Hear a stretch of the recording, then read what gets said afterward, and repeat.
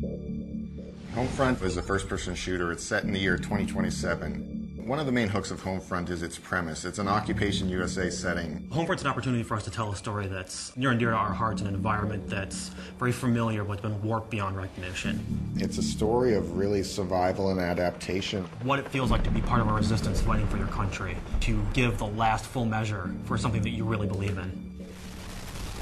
In a lot of other games, you blow into a place, a slum or something like that, and you kill 100 people, and at the end of the level, you jump into a helicopter and fly away. At the end of our levels, there's no helicopter. You have to stay and live with the things that you did. Bringing 2027 to life in kind of a suburban and rural setting all comes down to picking the things that everybody's extremely familiar with. The buckets are now water collectors. The children's toys are still there, but they might just be repurposed for something else. This is a survivalist nation now. Now it's about being a member of a resistance cell in occupied America and doing what it takes to liberate your country from this alien oppressor. The idea for Homefront actually came from a few different angles, really. One of them was Red Dawn. I watched that, and that was very inspirational. John Milius is like a great American film creator. Apocalypse Now, Red Dawn, and Conan. He's just the type of guy that has this natural creative ability. He just knows when something's good. And he really brings 30 years of storytelling experience to us. Speculative fiction basically means we are giving the audience what-if situations. What if America was invaded by Korea? What if this happened? And then filling out the answers to that. And that's really where the high premise of Homefront comes from. We said, what if USA was occupied? What would it be like to experience that future? Historically, there are multiple examples of sudden rises and sudden falls. Ancient Greece, Mongolia, Japan. So when you say, how could a mighty power like the USA fall, it's really a combination of elements. It's the decline of the USA due to internal factors and global geopolitical situation.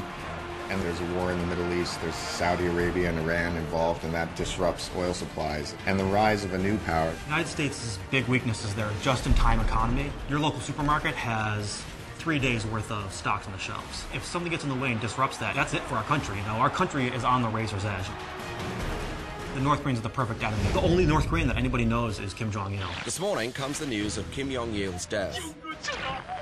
North Koreans greet their new supreme leader, Kim Jong-un. The North Koreans actually have the world's 4th largest standing army, which a lot of people don't know about. Now, what happens in the storyline is that we have North Korea being unified with South Korea to form one country where it has the economic power and modern military equipment. And within the storyline, we also have North Korea being in conflict with Japan.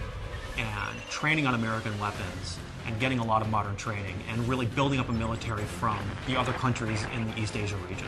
North Korea is able to invade the United States through its well-prepared military strikes. That involves an EMP strike. EMP is an electromagnetic pulse. It sends out a particular type of energy that blankets the Earth, and what that does is it deactivates modern electronics. You see things that aren't supposed to be happening. This little town main street, and it's got mom and pa shops and bakeries and banks, but there's soldiers and there's barbed wire. And that's kind of the genesis of where this phrase, the familiar has become alien, has come from. We want to show America, but twisted. War in the back suburbs, war in the elementary school playgrounds, baseball fields, high schools. Golden Gate Bridge becomes a battlefield. That's pretty darn alien if you ask me. It takes seeing an enemy hurting innocent people in front of you to make you understand why you're doing the things that you're doing.